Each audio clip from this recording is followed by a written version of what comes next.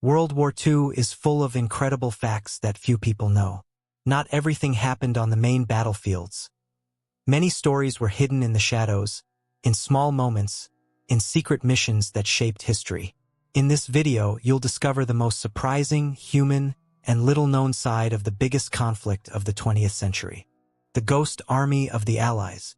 During the Second World War, as bullets whistled through the skies of Europe and boots echoed in the mud of the battlefields, there was a group of soldiers who did not fight with rifles, tanks, or explosives. They were neither famed for their marksmanship nor for brute strength. Yet they possessed something no other unit had: an extraordinary talent for deception.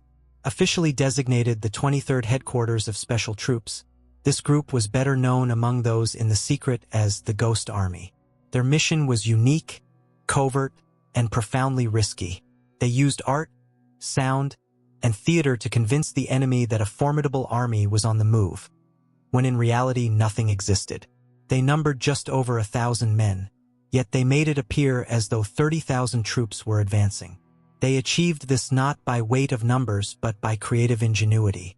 They set up full-scale inflatable tanks, fabricated trucks from canvas, erected mock aircraft that looked genuine from above, and employed massive loudspeakers playing recordings of engines, shouted orders, and metal tools striking steel.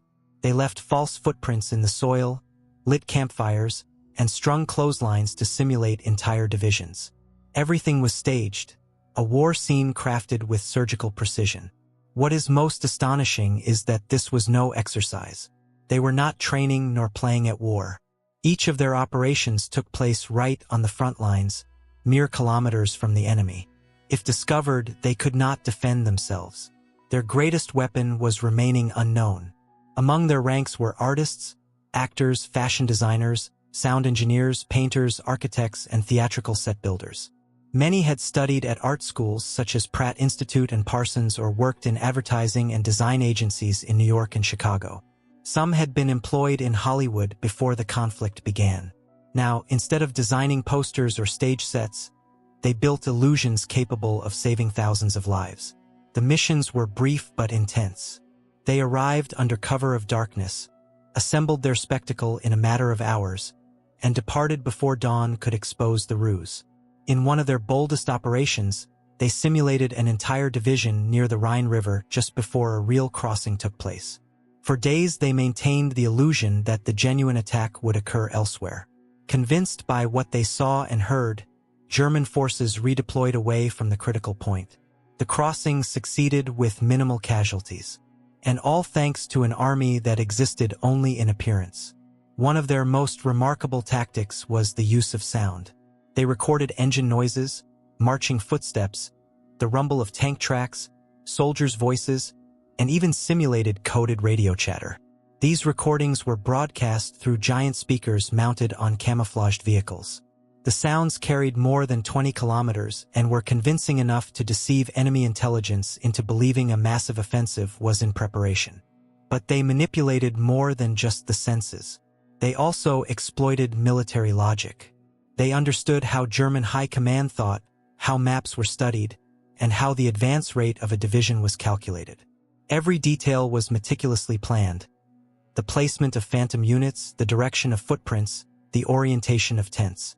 They even transmitted false radio signals using codes they knew the Germans intercepted. In many cases, they had to act like ordinary soldiers to maintain the illusion. Some posed as officers and strolled through occupied villages to ensure enemy spies took note. Others frequented local bars, loudly discussing the big operation that was being organized in the area. These rumors reached enemy ears exactly as intended.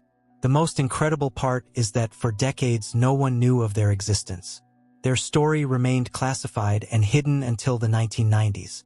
Most members never spoke publicly of their missions. Some returned to careers in art and design without uttering a word. Others passed away without recognition for their contribution. Today we know they conducted more than 20 operations between 1944 and 1945 in France, Luxembourg, Belgium, and Germany. Their efforts are credited with saving thousands of lives by misleading German command at critical moments of the war. From the Battle of the Rhine to preparations for the advance on Paris and in the final months of the conflict, The Ghost Army operated in the shadows, masking real troop movements with a perfectly choreographed smoke and mirrors show. It was not an easy life. They lived in constant fear of discovery, knowing they had no means of defense if the deception was exposed. They endured the same bombings and bitter cold as frontline troops. They shared the danger without the glory of direct combat. Yet perhaps that is why their story is so powerful. It reveals another face of warfare, the face of ingenuity overcoming violence, of art bringing order to chaos, of intelligence prevailing over brute force. They were neither medal-bearing heroes nor battlefield commanders. They were creatives who turned war into a stage and deception into a form of life-saving defense. While real tanks rolled toward Berlin, they painted fake ones in the fields. And while soldiers crossed bridges under enemy fire, they made the world believe the assault was coming from elsewhere. The Ghost Army did not win the war alone. But without them, many victories would have come at a far higher cost. And that, in the end, is what makes their story worthy of being told. Operation Fortitude: How Hitler Was Deceived Before D-Day. To grasp the magnitude of what happened in the early hours of June 6, 1944, when thousands of Allied soldiers stormed the beaches of Normandy under withering fire, the wind carrying the roar of the sea, and German cannons spitting steel from the cliffs, you must go back months earlier to a very different battle. One that left no bodies on the shore and no craters in the sand. A battle fought in dark offices, in radio stations disguised as routine broadcasts, through encrypted telegrams and invented troop movements. This battle was not physical. It was mental, and it was decisive. Its name was Operation Fortitude, and its aim was as ambitious as it was risky: to convince the Nazi high command that the main Allied assault would not occur in Normandy but much farther north, in the Pas-de-Calais region, exactly where Hitler expected it. If the deception succeeded, the enemy would concentrate forces in the wrong place. And if they fell for it, the real D-Day would have a genuine chance of success. Everything depended on making Hitler, and the entire German intelligence apparatus that watched the English Channel day and night, believe something false. Not for hours but for weeks. There could be no doubt. The lie had to be so solid, so meticulously detailed, and so utterly credible that even the sharpest of aware analysts would accept it as absolute truth. To achieve this, the British and Americans launched a scale of disinformation never seen before. The plan was part of a larger deception umbrella called Bodyguard, a suite of strategic ruses designed to hide real Allied movements.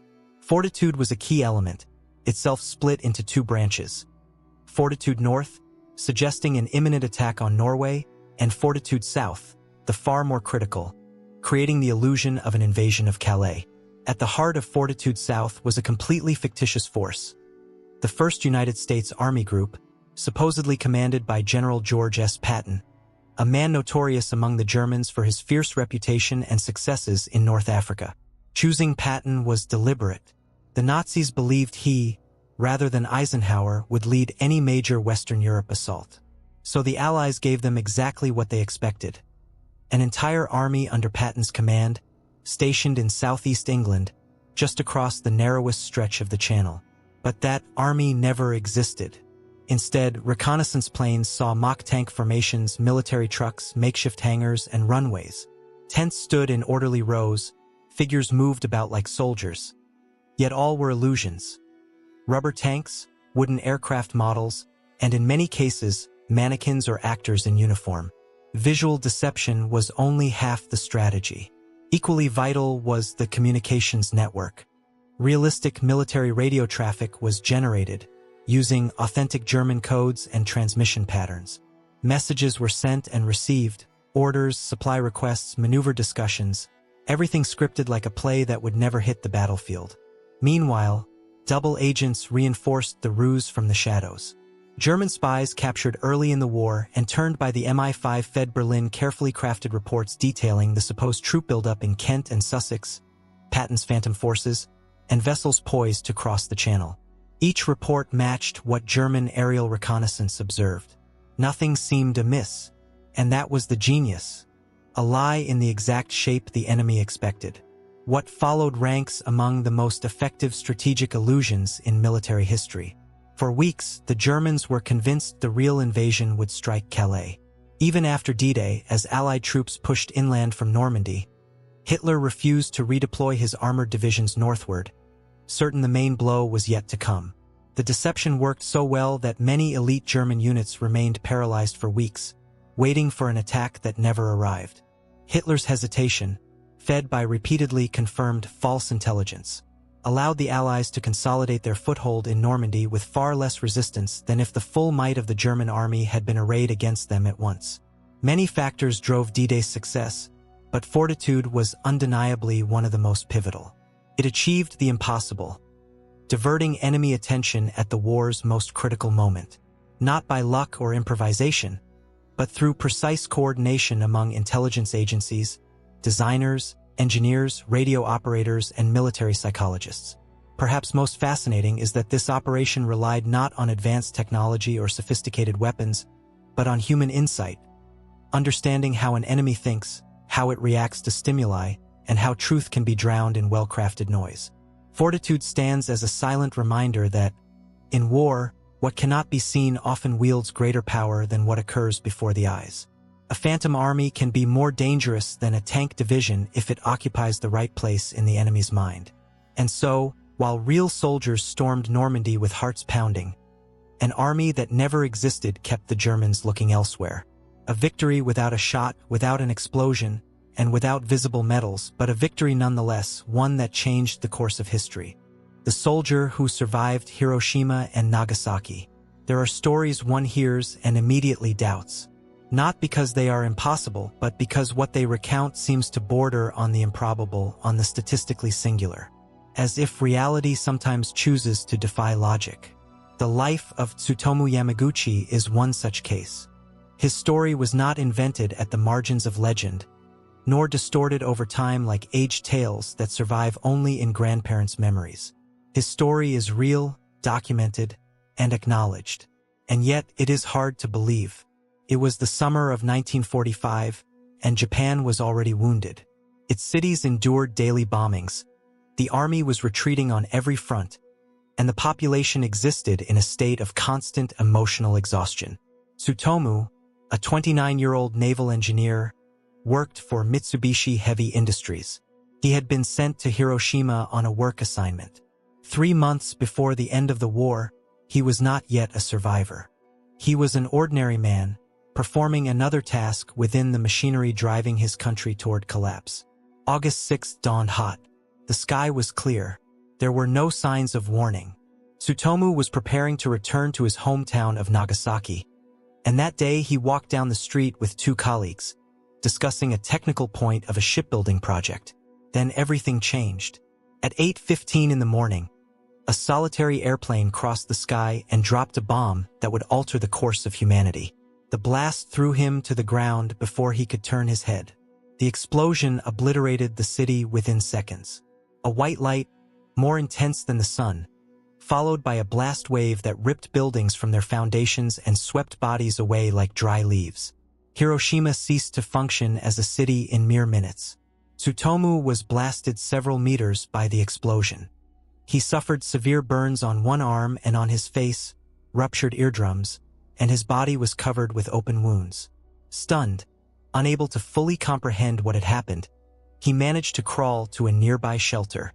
He spent the night among rubble, ashes, and corpses.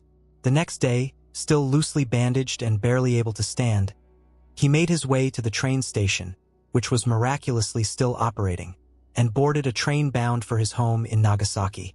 What happened next is as absurd as it is tragic. 3 days after the Hiroshima explosion, when the full horror had yet to be reckoned and the world still did not grasp the magnitude of the weapon just used, a second nuclear bomb was dropped. On August 9th at 11:02 in the morning, Nagasaki was devastated by another inferno. And Tsutomu was there. He had gone to report the events to his superiors at Mitsubishi. His voice shook, and his features still bore the trauma, as he described how a single bomb had destroyed an entire city. They listened with skepticism. It seemed like an exaggeration. No one could imagine such a destructive blast. And at that moment, the sky lit up again. Once more that blinding light. Once more the roar that devours the air. Once more pure chaos. The building where he stood withstood part of the impact, and that saved him from certain death.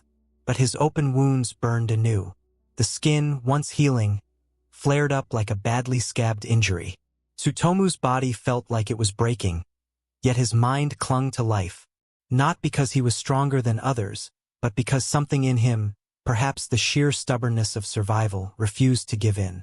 He spent days unable to rise, vomiting blood, delirious with fever, surrounded by dirty bandages that barely kept infections at bay.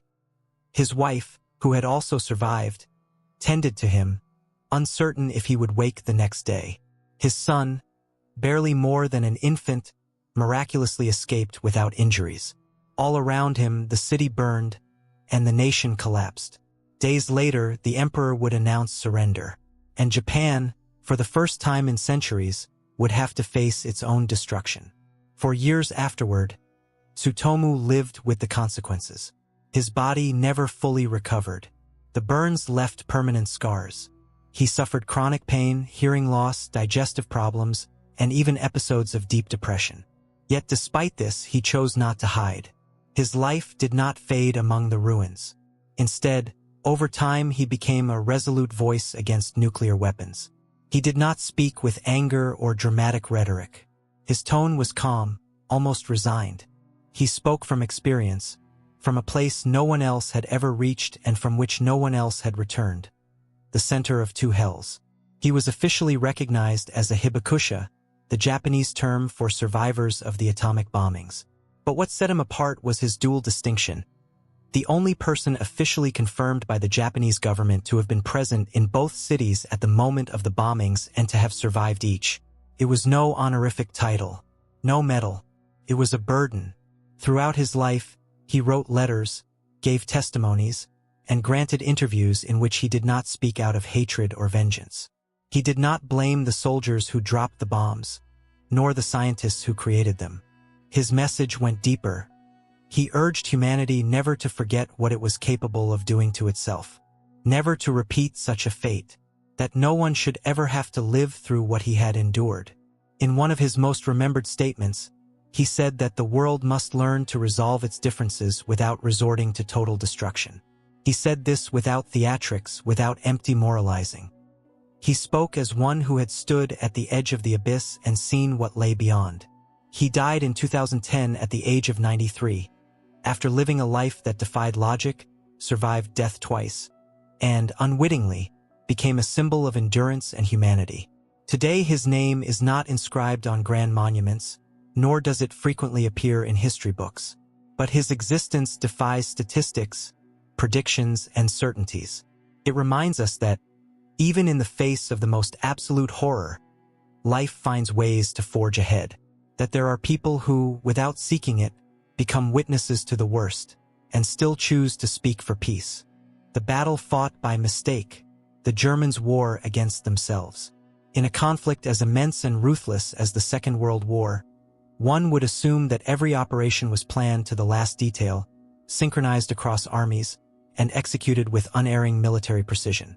Yet war remains at its core a human endeavor, fraught with mistakes, confusion, and those surreal moments when chaos overtakes even the most carefully laid strategies. Among these swirling tides of uncertainty lie episodes resembling a tragic farce, scenes in which the combatants do not even recognize whom they are fighting. Such an incident unfolded in November 1944 amid the fog-shrouded hills and dense woods of the Hurtgen Forest, when German soldiers unwittingly engaged other German soldiers. The Hurtgen Forest had long before earned a grim reputation for bitter fighting and protracted static warfare. Leafless trees towered against a slate-gray sky, while relentless rain transformed the forest floor into deep, clinging mud. Sounds were swallowed, sightlines vanished, and every patrol became a precarious test of nerves. Soldiers marched forward knowing that a single wrong step could cost their lives. Yet none anticipated the true nature of the threat lurking so close. By late 1944, the German front line in the West had entered one of its most precarious phases. Allied advances had pressed the Wehrmacht deep into its own territory, straining supply lines and fracturing command structures.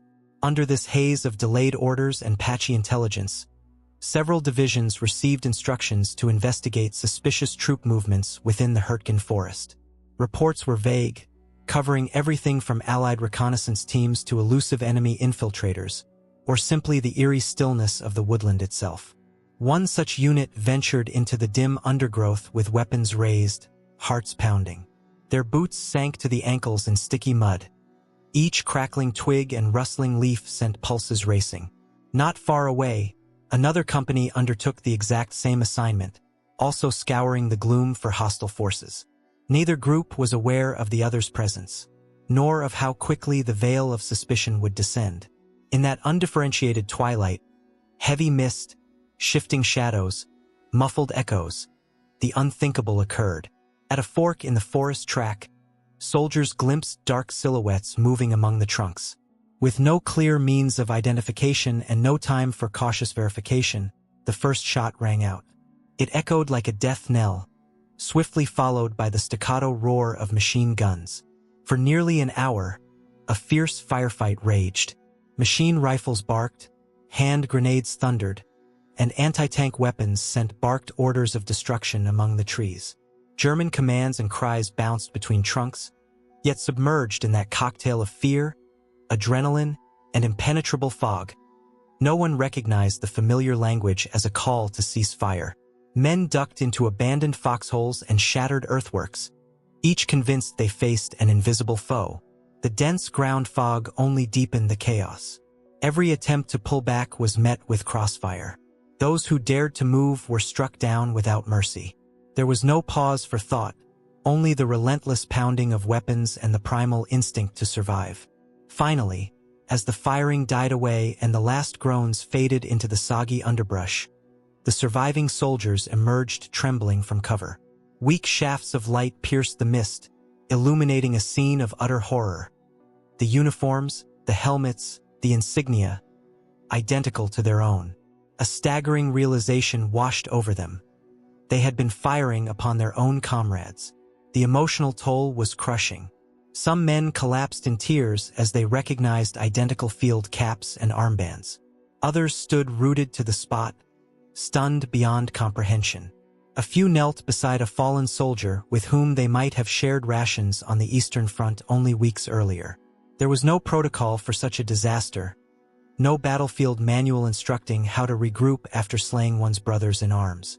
Shockingly, there was no enemy trap, no sabotage, no betrayal, only the tragic consequence of a broken system. Communications had failed, trust had eroded, and fear had triumphed over reason. Isolated in their own pockets of mud and gun smoke, each man had perceived the other as the enemy. In that fog of mistrust, catastrophe became inevitable. The German High Command never issued an official acknowledgement. The incident was swept under the carpet, filed away as an unfortunate friendly fire accident. Yet survivors' accounts eventually reached historians' archives. A young non-commissioned officer penned in an unsent letter, "I shot at men who cried out in my mother tongue. I believed it a feint. But it was no trick. It was my own reflection." This distorted mirror is the legacy war repeatedly holds up to its participants. When order collapses, communication breaks down, and fear reigns. An external adversary becomes irrelevant. Internal confusion alone is enough to unleash devastation. Today, the Hurtgen Forest episode is remembered not as a heroic feat but as a stark testament to human fallibility under fire. It serves as a solemn warning that in the darkest hours, courage must be matched by clear command, timely intelligence, and unfailing communication. Otherwise, the deadliest foe of all may turn out to be our own fear. The LSD experiment with Nazi soldiers.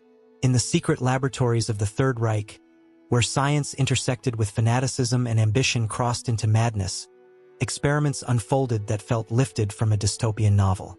It was not merely weapons, engines, or rockets that were developed behind closed doors, but ideas that brushed and ultimately overstepped ethical boundaries.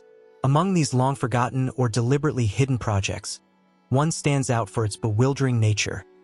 Tests with psychedelic substances, particularly LSD, administered to soldiers and prisoners in pursuit of a new form of mind control.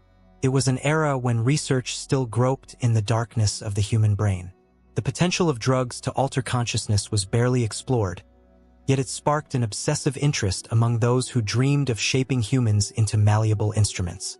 Lysergic acid diethylamide, first isolated in 1938 by Swiss chemist Albert Hofmann at Sandoz, was not yet known for expanding perception, inspiring psychedelic art, or inducing mystical visions. At that moment, it was simply a chemical compound with mysterious, uncharted effects. And, as with so many other things during the war, someone saw in it a possibility of power. German intelligence services, particularly the darkest sections of the SS and the Reich Main Security Office, quickly became interested in such substances. Under the guise of medical research, they began experimenting with drugs that could modify behavior, suppress willpower, or provoke extreme confusion. They were not seeking to cure disease or treat trauma. They sought to manipulate, to interrogate, to neutralize resistance. And if that required breaking bodies and minds, it was a price they were willing to pay. The first LSD tests took place in clandestine facilities, hidden within concentration camps and military hospitals, far from the scrutiny of the international scientific community. Prisoners were not told what they were being given or why. They simply became variables in an equation aimed at achieving total control. Some were injected without warning. Others received the compound dissolved in food or water.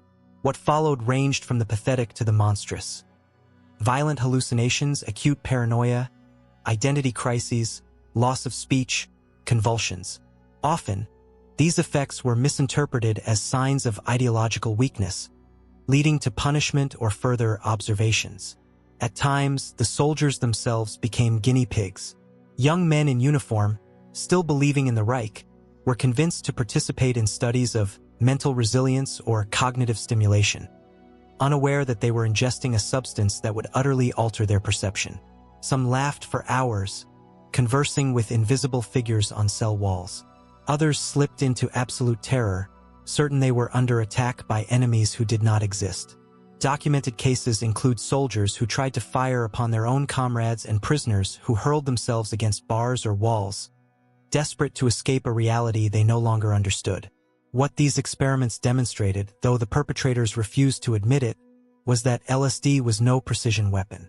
It was unpredictable, erratic, influenced by emotional state, environment, and prior mental condition.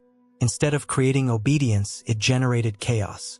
Instead of reinforcing control, it dissolved it. Yet, in the logic of total war, even failure is a form of progress. What did not work on the battlefield might still serve in interrogation rooms or covert operations. One of the most disturbing documents declassified after the war, and later confirmed in intelligence archives, describes a project codenamed Der Nebelkopf, or the Foghead. The objective was clear: to induce a state of total mental confusion in prisoners to facilitate confessions or manipulations. Different doses, settings, combinations with other drugs, and even post-hypnotic suggestion techniques were tested. In many cases, subjects remained completely dissociated for days. Some never fully regained consciousness. The obsession with controlling someone else's mind was not, of course, exclusive to the Nazis. Years later, the United States would replicate many of these procedures under the MKUltra program, whose own horrors could fill another story. But in the German context, where the state apparatus was saturated with extremist ideology and absolute disregard for human life, these experiments took on an especially dark tone. It was not simply about gaining a military advantage. It was about breaking a human being down until they became something else, a manageable, obedient shadow. The names of those who directed these projects do not appear in school textbooks, but many escaped after the war. Some were secretly recruited by Allied powers. Others vanished into false identities in South America. Official history chose to silence much of what occurred in those laboratories. LSD, in time, would be rediscovered in another setting: the counterculture of the 1960s, with its festivals, musicians, and artists. But its first appearance as a subject of serious interest had nothing to do with freedom. It was an attempt to manufacture mental slaves. The few surviving accounts, fragments of witness testimonies, declassified medical reports, rescued letters, barely allow us to glimpse the full horror. Reliable numbers do not exist. We do not know how many died or how many were permanently damaged. files were destroyed, manipulated, or hidden. Yet what remains is enough to understand that there was a phase in the war where reality and hallucination collided in the power basements of the regime. And it is there that this experiment's most unsettling echo is found, in the will to dominate even the intangible. Because if that failed attempt to weaponize LSD taught anything, it was that human consciousness cannot be reduced to a formula. The brain will not be tamed with pills or injections. On the contrary, when pushed beyond its limits, it responds with monsters, visions, and breakdowns. Perhaps that is why this chapter of history stayed buried for so long. Because remembering it is to acknowledge that, at some point, science stopped seeking answers and began manufacturing nightmares. The silent resistance of the occupied peoples. Not all resistance bears a rifle on its shoulder. Not every battle is fought in trenches or won with explosions. There is a quieter, less visible, yet equally courageous way to say no. And during the Second World War, as Europe's map turned gray under the weight of Nazi boots, there were entire towns and villages that chose to oppose without taking up arms. They resisted with words, with books, with paper, with songs. They resisted simply by living. In France, in Poland, in the Netherlands, in Norway, in Greece, in Czechoslovakia, German soldiers patrolled the streets, radio broadcasts were censored, newspapers were controlled, schools were intervened. Foreign flags hung from official buildings, and portraits of the Führer adorned public offices. Yet not everyone surrendered. In the narrow alleys of occupied towns, in damp cellars, in hidden attics, cultural resistance continued to breathe. The first thing to survive was the spoken word. Despite efforts to impose German as the sole language, each nation's mother tongue remained alive. In many places, speaking it publicly was a dangerous act. But in private, in kitchens, in clandestine classrooms, in improvised theaters, in abandoned cellars, it was spoken. Teaching the forbidden language became an act of defiance. Reading censored books was another form of resistance. Secret libraries of works withdrawn from circulation were organized, and copies passed from hand to hand like invisible weapons.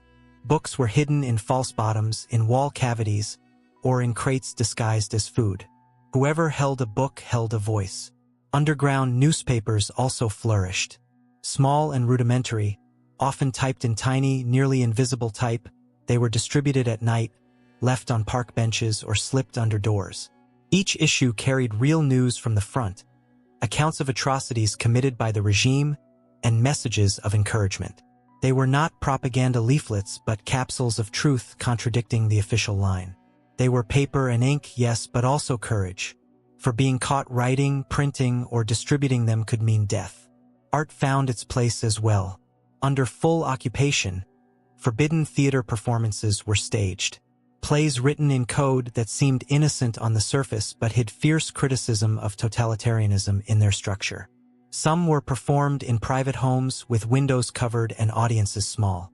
Poems were recited in whispers, old songs evoking better times were sung, and murals were painted, only to be scrubbed away in hours, then reappearing elsewhere. No matter how strict the censorship, creative impulses always found a crack to slip through. Children were also part of this silent resistance. In many places, official schools taught the history dictated by the occupiers. Meanwhile, networks of alternative education emerged. Brave teachers held classes in kitchens, churches, or empty warehouses. They taught real history, national literature, and forbidden philosophy. Above all, they taught how to think. For free thought was perhaps the greatest enemy of the regime, and those who preserved it, even without raising their voices, were dangerous. Music became another trench of resistance. In concentration camps like Theresienstadt, where death was routine, prisoner orchestras continued to play. Some were professional musicians. Others hardly knew how to hold an instrument. Yet together they composed and performed pieces that lifted spirits and reminded listeners that something human still existed in that hell. In other cities, band hymns were sung in hushed tones. Folk songs evoking better times became emotional refuges, a form of intimate defiance. People gathered just to sing, even if only once. For singing meant staying alive. Women played a crucial role in this form of resistance. Many concealed fugitives, forged documents, and delivered messages, but also kept customs, culture, traditional foods, and celebrations alive. Some prepared familiar dishes even when ingredients were scarce so that children would not forget the taste of home. Others organized secret weddings, baptisms, and birthday parties with handmade candles and recycled paper, determined not to let occupation steal their calendar milestones.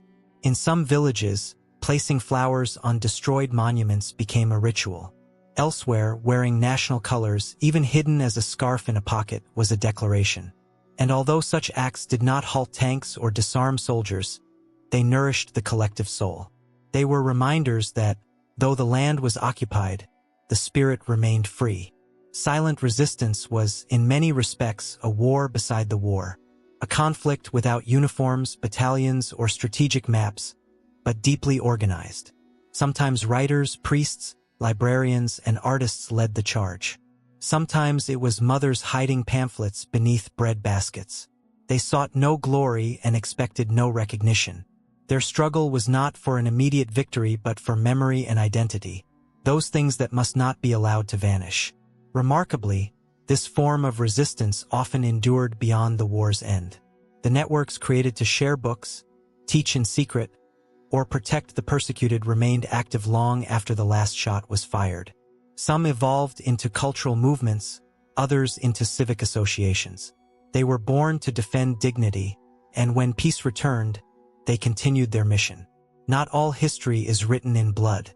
Some chapters are recorded in ink, in melodies, in the small, repeated gestures. This is one of them. Silent resistance does not appear on the covers of grand history tomes. It has no precise dates, no uniformed heroes. Yet without it, the cultural devastation of war would have been far greater. Without it, occupation would have meant more than a military invasion. It would have been an amputation of the soul.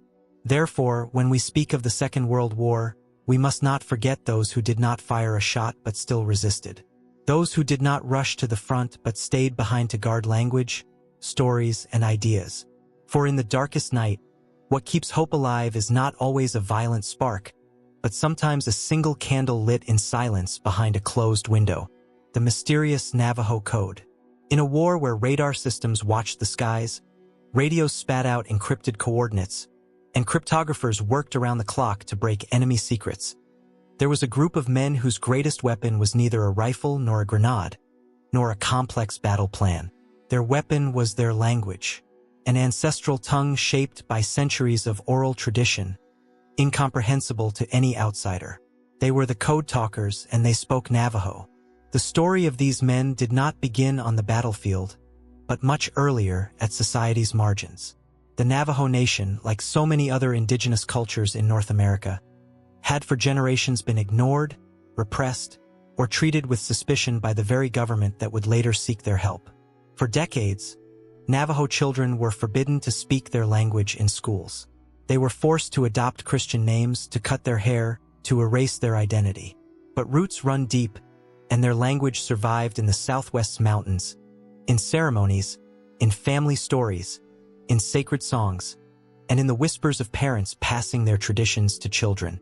When the Pacific War intensified and the United States suffered painful losses, one of the conflict's most critical problems surfaced: secure communications. The Japanese excelled at intercepting messages, and more than one operation failed because confidential information was decoded. Encryption machines, though helpful, were not infallible. What was needed was something completely different, something no enemy could anticipate. That was when the boldest idea of all emerged, using an indigenous language as the living, unbreakable code.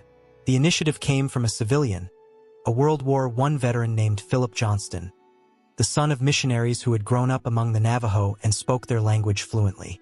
He proposed to the Marine Corps an audacious plan: create a military code based on Navajo. The idea sounded eccentric at first, but it made perfect sense. Navajo was almost entirely unwritten, its grammar was complex, and its sounds bore no resemblance to any European or Asian language. Outside of the Navajo community, almost no one understood it. The experiment was an immediate success. In 1942, the first 29 Navajo recruits set about developing a full-scale military code built upon their language but tailored to wartime needs. This was not simple word-for-word translation. The code assigned unique equivalents for military terms. The word for turtle became shorthand for tank, and iron bird signified airplane. The alphabet was given a phonetic system, too, with each letter represented by a Navajo word whose English initial matched the desired character. The result was a communication method both precise and astonishingly fast. No machines required.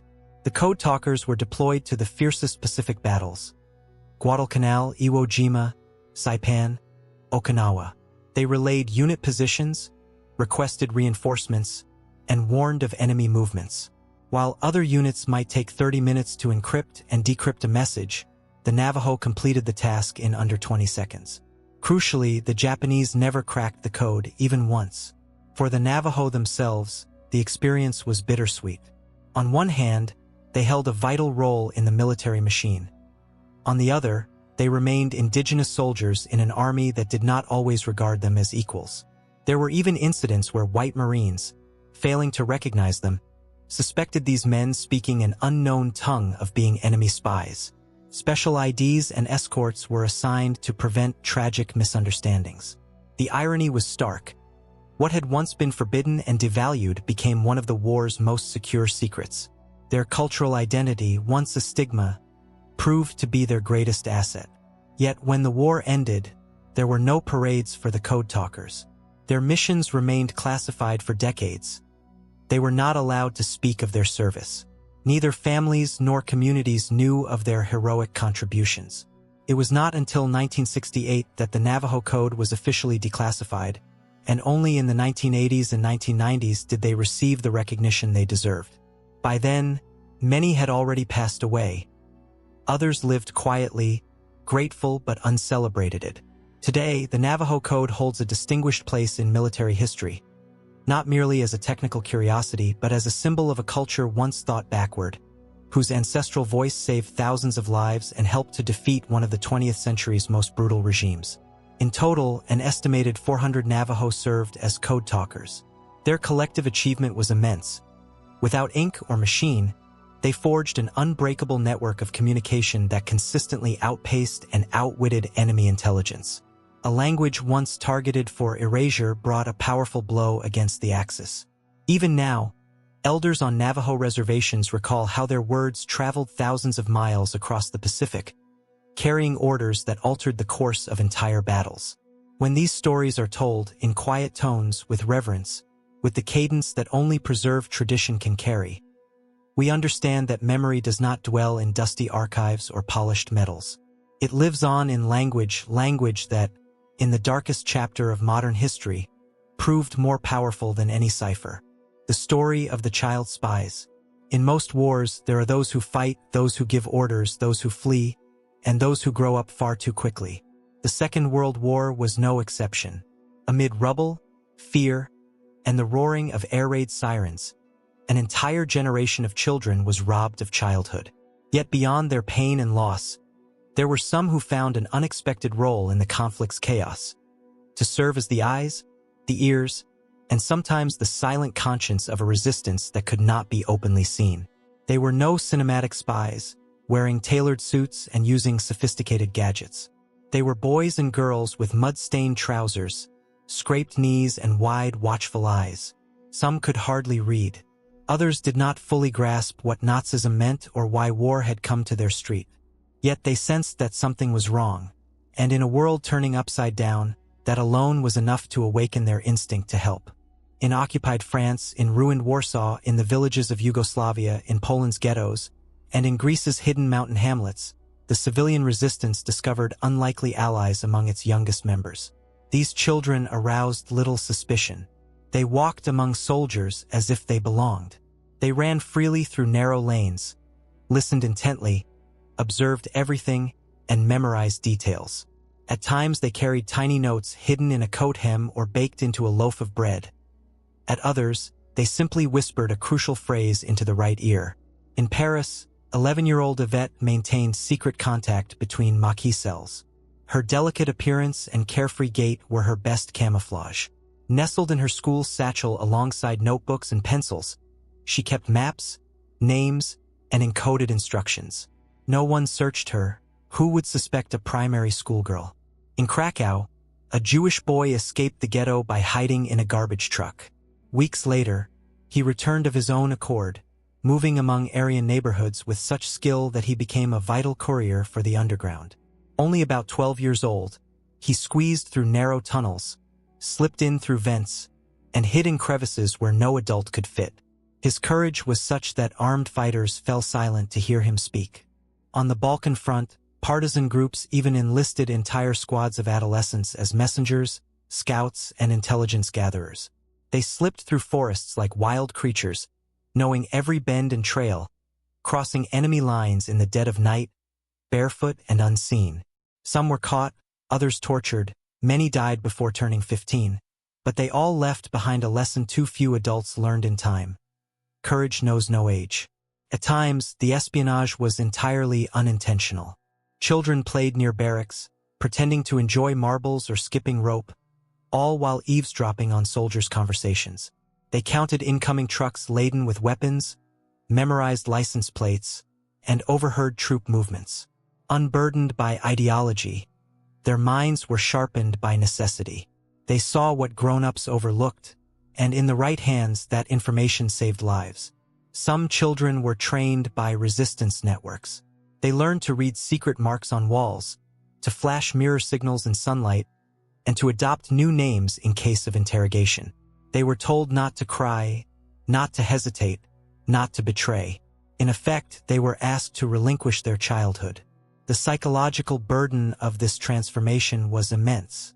After the war, many tried to return to school as if nothing had happened. But how does one play again after living in the shadows, aware that a single misstep could mean death? Many carried a silent wound, a void in place of childhood. And yet they never complained, because they knew their sacrifice had been necessary. Countless stories exist, though few were recorded at the time. Most names have faded with the years. These anonymous children sought no medals or recognition, only doing what they felt was right. Some were decorated later in life, while others slipped into oblivion. Yet each was part of that underground network that kept human dignity alive amid the barbarism. One of the most poignant tales is that of Lydia, a 13-year-old Italian girl seized by Nazis at a checkpoint in Tuscany. A hidden message was sewn among her coat buttons. She was interrogated for hours, beaten, and threatened with death, but she never spoke. The dispatch eventually arrived late, yet her silence was celebrated throughout her village. Her name is now etched on a modest plaque beside a bomb-scarred church. Tourists do not flock there, but the elders still remember her. By military standards, a child is no soldier. Yet at the margins of war, where rules bend and morality falters, these child spies proved that innocence does not preclude bravery. They served as messengers, saboteurs, and tiny sentinels in a world falling apart. Some stole documents, others sketched maps of Nazi hideouts, still others lied so convincingly that they saved entire families. Perhaps the saddest truth is that many did not fully comprehend what they risked. They felt the danger but could not fathom its enormity. In that sense, they were the purest of all. They did not fight for ideology. They fought for their parents, siblings, and neighbors. They fought so that their world would not vanish completely. And in the midst of hatred and destruction, that was itself a beacon of hope. When one thinks of the heroes of World War II, names of generals, pilots, and brave commanders often come to mind. Yet, in the quietest corner of that history stand these children. Small and sometimes fearful but resolute, crossing ruined cities with a hidden dispatch under their belts, observing troop movements with the seriousness of an adult in a child's body, living between play and espionage, learning far too early that in dark times even the smallest among us can make a difference. The music that played amid the ruins, amid the roar of war, between the bombings, the cries, and the martial footsteps that shattered the silence of occupied streets, something never ceased to play, though sometimes it was so soft as to be almost secret. It was music. Music that obeys no orders and acknowledges no flags, that arises even when everything around is being destroyed. During World War II, music became an act of resistance, an intimate refuge, a way to say, "We are still here, when almost nothing else remained. It was not only orchestras performing morale-boosting concerts for the troops or patriotic anthems broadcast over national radio. Music sounded in the most unexpected places. Amid the rubble of bombed-out cities, in the cars of deportation trains, in the barracks of concentration camps, in the subway tunnels where people hid to survive air raids. It was a different kind of music, born of pain and fear, but also of a profound impulse toward dignity. Music that asked for no applause and sought no recognition. It simply wanted to exist. In London, as German bombs fell during the Blitz, cultural life did not stop. It intensified. Air raid shelters were transformed into improvised stages. Pianists, violinists, and singers descended with civilians into the underground, offering concerts in the dim light. There were no sheet music and not always working instruments, but there was a need to keep playing, as if every note answered the din of explosions. Bach, Mozart, and Schubert filled the tunnels with a melancholy that was not surrender but emotional resistance. The beauty, those notes seemed to say, still had a right to a place, even underground. In other cities such as Berlin or Warsaw, street musicians kept playing in partially destroyed squares, surrounded by charred facades, uncertain whether they would have shelter that night. Some improvised violins from recycled strings. Others coaxed sound from broken instruments. They did not play for money but out of necessity. For silence, when all around is horror, can be more unbearable than danger itself. Then there were the camps, places designed to dehumanize, where the very logic was to erase individuals and suppress all identity. There, where one would least expect music, it reemerged like a stubborn flame refusing to die. In Auschwitz, Buchenwald, and their Scienstadt, musicians continued to compose, rehearse, and play, sometimes at the guards' command, often in secret, sharing scores written on scraps of paper that passed from hand to hand like treasure. Their Scienstadt was a unique case, a transit camp used by the Nazis to present a humane facade of Jewish treatment to the world. Some cultural life was permitted under strict control. Yet even within that manipulation, prisoners took that space and made it their own, creating music that spoke of something entirely different. Composers such as Victor Ullmann and Gideon Klein wrote works that still move us deeply today, knowing they might never hear them performed. With whatever they had, they played concerts before fellow inmates that lasted only as long as the hope to live one more day. Music served many purposes, in some cases to preserve sanity, in others to send messages. Popular songs, especially those in local languages, contained double meanings, hidden references, and veiled warnings. Through them, people communicated, encouraged one another, and alerted each other to danger. They sang softly while working, while walking through shattered streets, while standing in bread lines. This music flowed like an underground current, unbreakable. There were also anthems born in the war, songs written in basements and tattered notebooks that spoke of love, loss, freedom, and anger. Some of these tunes became famous afterward. Others were lost with their creators. But the moment they were sung, they carried immense weight. They were affirmations of existence. We are here. You haven't defeated us. Not completely. Among Italian and Yugoslav partisans, music became a bond of unity. They sang in camps, on marches, and at clandestine gatherings. Melodies traveled from one fighter to the next, from village to village. Even amid constant danger, there was room to raise a voice and share a tune. Singing together in those circumstances was like building an invisible barricade. And then there were the soldiers. They carried harmonicas, guitars, flutes, small instruments that fit in their packs and were often the only solace during endless nights in the trenches. A soldier might sit on an ammunition crate and play a melody learned in childhood.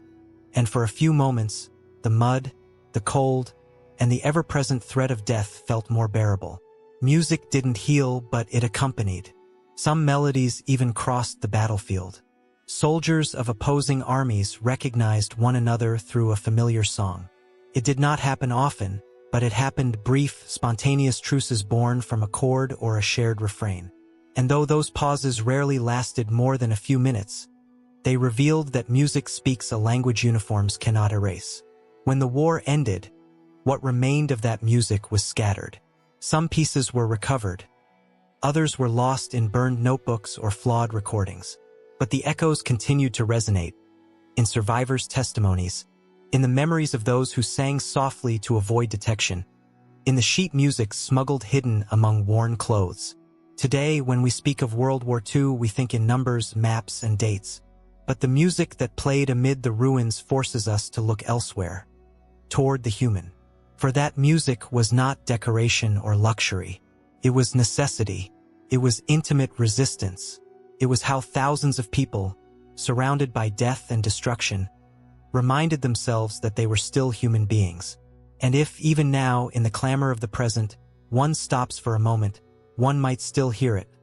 That slightly out-of-tune piano in the London Tube, that voice whispering a forbidden song in a concentration camp, that melody crossing a battlefield without asking permission. Music that chose to rise instead of falling silent before horror, however softly. The Berlin Zoo during the war. Amid the roar of aircraft engines and among the ruins of a city collapsing upon itself stood a place where silence meant something different. It was not the silence of fear or death, but something more primal and instinctive, the silence of animals unsure of what to do. The Berlin Zoological Garden, once the pride of Imperial Germany, a showcase of exotic species, and a Sunday retreat for bourgeois families, became during World War II one of the conflict's most tragic, symbolic, and surreal stages. Founded in the 19th century and by the late 1930s one of Europe's largest zoos, it housed over 4,000 creatures. Bengal tigers, rhinoceroses, elephants, giraffes, tropical birds, reptiles of every size, and the polar bears that drew crowds from afar. But when war broke out, everything changed. Visitor numbers plummeted, staff were drafted to the front, resources dwindled, and gradually the lions' roars and the birds' songs ceased. The grounds turned as gray as the smoke-filled skies above. The first casualties were not from hunger or disease, but from bombs. During the Allied air raids of 1941 and 1943, vast portions of the zoo were shattered. Glass houses exploded into shards, carnivore cages collapsed under fire, and animals who survived the blast wandered amid the debris, frightened and wounded, unable to comprehend their destruction. One night, it is said, a terrified elephant broke free and trampled through bomb-lit streets until it collapsed in exhaustion before a railway station, an image of utter helplessness. Most animals were less fortunate. Over half perished in the bombings. Authorities then ordered the culling of surviving beasts, fearing escaped predators would threaten civilians. Tigers were shot at point-blank range, zebras starved, parrots fell silent. A park that once symbolized man's mastery over nature had become a dark parody of itself, where nature lay in ruins by humanity's hand. The remaining keepers, reduced to a handful, did what they could. Some shared their rations with hungry lions. Others wrapped reptiles in blankets to shield them from cold. Certain caretakers slept inside enclosures, not from duty but affection. An orangutan mimicking its keeper, a seal weeping at the siren's wail, a lion refusing food without its veterinarian present. These small stories, almost invisible against the backdrop of total war, revealed an essential truth. Kindness could persist even in the heart of disaster. As conditions worsened, water became scarce, medicines ran out, and humans themselves faced starvation. Many animals were evacuated to parks outside Berlin, but few survived the journeys. Some were eaten out of desperation, not cruelty but survival. In the final months, amid house-to-house fighting and a city in ruins, reports surfaced of soldiers cooking camel meat in backyards and trading ostrich steaks on the black market. A lawless time indeed. Yet the zoo also saw life bloom amid the ashes. Lion cubs, bird chicks, and 2 infant monkeys were born, a testament to renewal where only destruction reigned. Witnesses recall these births as some of the few genuine moments of joy in a world gone mad. When Soviet troops entered Berlin in April 1945, the zoo was a mere shadow of its former self. Of the 4,000-plus animals it once held, barely 100 remained. Some wandered freely among the ruins, others languished in battered cages, eyes vacant. The hippo Notch became emblematic, his pool destroyed and his companions gone. Yet he endured. In post-war years, he stood as a gentle symbol of the park's painstaking rebirth. Reconstructing the zoo was a slow, nearly symbolic process. For a time it served not only as an animal park but as an open wound in the city's memory. Berliners strolled its new paths flanked by photographs of the devastation, confronting their past while tending new plantings and enclosures. A mingling of sorrow and hope. The story of Berlin's zoo during the war is more than a tragic footnote. It is a metaphor for the way war spares no one, not even those who cannot wield a weapon. Violence breaches every boundary, including those between species. Suffering needs no words to exist. And in places meant to embody harmony between humans and nature, chaos can barge in unannounced. Today, as families wander the restored zoo, it is hard to imagine the horrors once played out there. Yet plaques, archival photos, and eyewitness accounts keep memory alive. In the eyes of some animals still glimmers an ancient wisdom. We have witnessed the worst and yet continue to breathe, and so we must never let that memory fade. The night Stalin disappeared from the Kremlin. There was a night in the darkest days of World War II, when the most powerful man in the Soviet Union simply vanished. No warning, no explanation, not a single gesture of farewell or retreat, he just stopped appearing. That absence, lasting only a few days but stretching into an eternity for those around him, tore a fissure through the center of power. When Joseph Stalin disappeared from the Kremlin, he left behind not only a political vacuum but a dense echo that reverberated through the corridors of the Soviet state. An unanswered question. A silence no one dared to fill. The event followed June 22, 1941, the day Hitler launched Operation Barbarossa and invaded the Soviet Union. It was a ruthless offensive, calculated down to the last detail, with over 3 million troops crossing the border and decimating everything in their path. It was also an enormous ideological betrayal, shattering a non-aggression pact signed less than 2 years earlier, an agreement between two monstrous regimes that tolerated each other to protect their own interests. One broke the pact without hesitation. The other fell silent for hours. As the first reports of the invasion reached Moscow, Stalin did not respond as a wartime head of state would. He summoned no inner circle, broadcast no urgent radio address, issued no orders. Instead, he retreated to his dacha in Kontsivo on the outskirts of Moscow and simply disappeared for almost 3 days. That unscheduled and unauthorized withdrawal stoked panic. He held no meetings, took no calls, and his closest advisors were paralyzed by uncertainty. Without their leader, the Kremlin became a place of aimlessness. Ministers paced the halls with no clear direction. Phones rang unanswered, and urgent decisions hung in limbo. In a system built around one man's will, his absence was like shutting off the engine of a vast machine. No one dared make a misstep. Under Stalin, even the misinterpretation of a pause could be deemed treason. During those days, Moscow heard nothing from its commander-in-chief.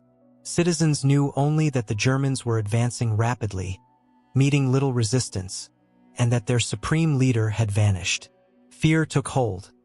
If Stalin himself hesitated, what hope remained for the rest of the country? Some historians argue that Stalin suffered a nervous breakdown, that he never expected Hitler's betrayal to come so swiftly or fiercely. Despite his chronic paranoia, he may have believed the pact would hold. Others claim his disappearance was a strategic silence, a calculated step back to gauge the true scale of the threat before acting, like a chess master delaying a move until he can see the entire board. Whatever the reason, the vacuum was real, and for those hours the Soviet hierarchy was headless.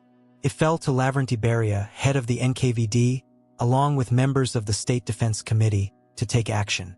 They journeyed to Kontsivo not knowing if they would find Stalin, or be arrested themselves.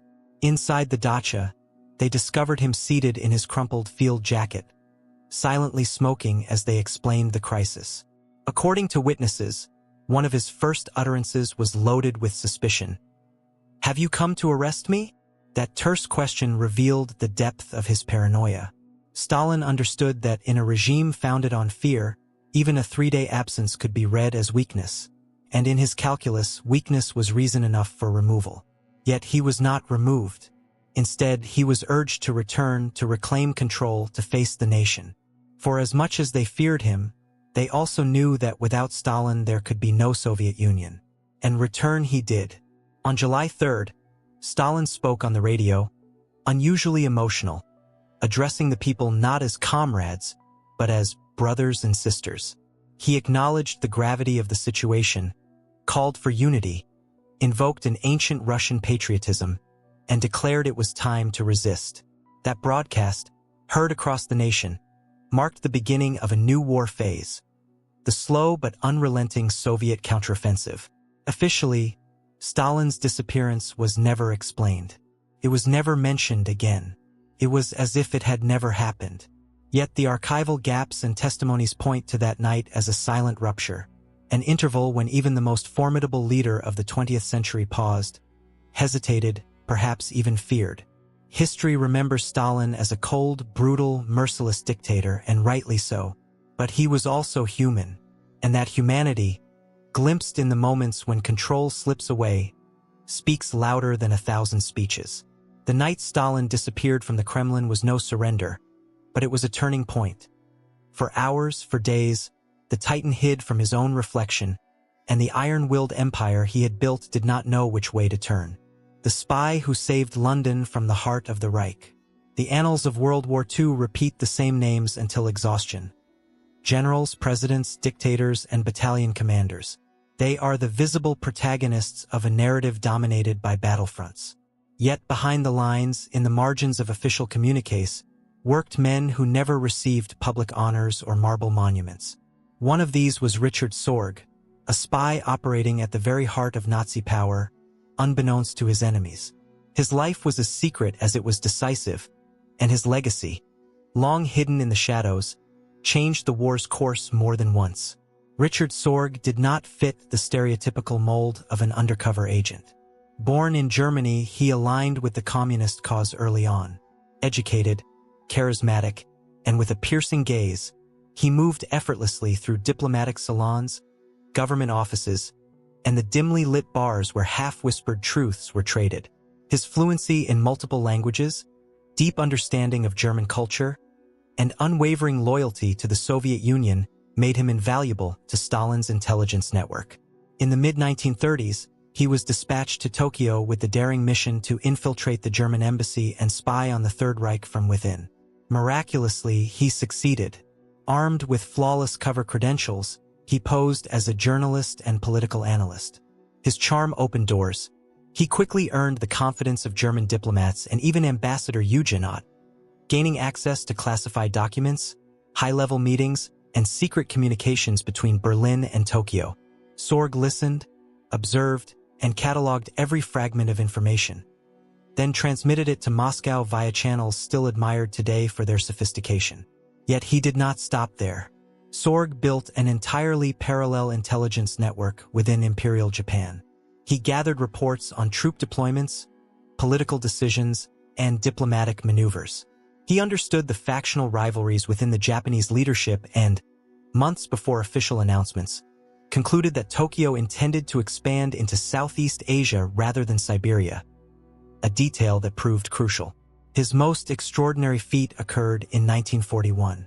As Hitler prepared Operation Barbarossa, Sorge obtained the precise date of the invasion, troop concentrations, and attack plans.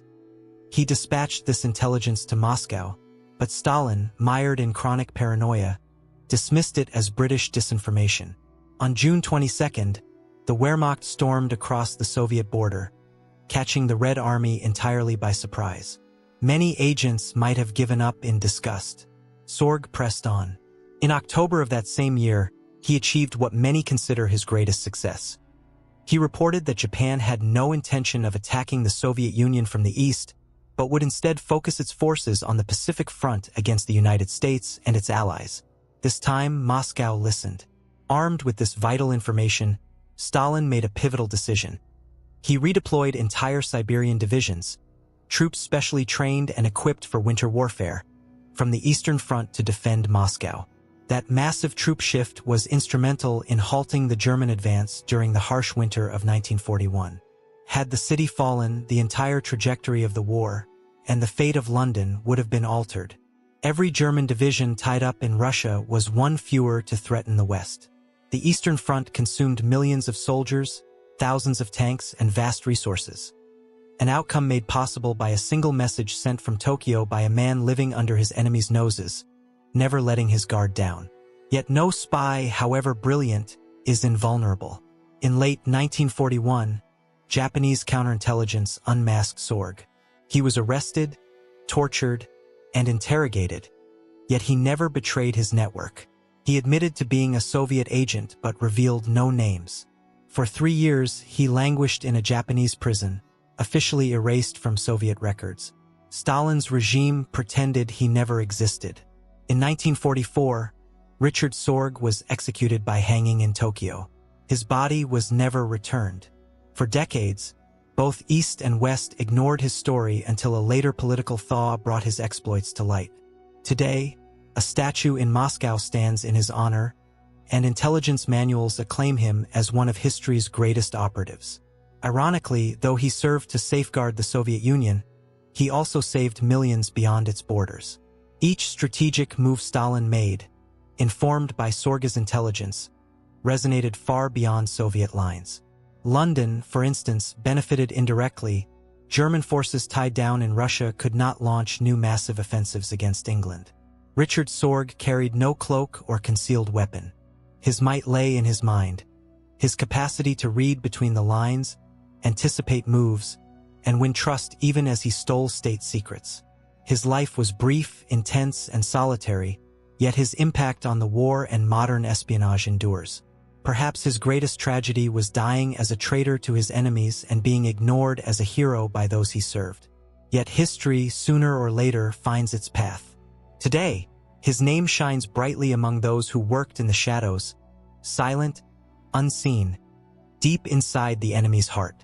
The soldiers who feigned insanity to escape the front. History books often recount war as epic. Troop movements, maps emblazoned with arrows, victories won through blood and discipline.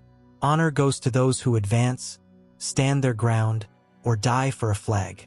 Yet there is another side, less told, nearly always silenced, that also shaped the conflict. It is the story of those who refused to fight any longer, who did not flee on their feet but with their minds, who pretended insanity to save their lives. During World War II, thousands of soldiers reached a breaking point. The front, its constant roar, perpetual threat, piles of corpses along the trenches, mud, disease, hunger, insomnia, and the unseen death ready to strike without warning, drove many to the brink of endurance. Some truly broke. Others chose to break outwardly. Feigning madness became, for many, the only remaining escape. It was not just fear, fear was universal.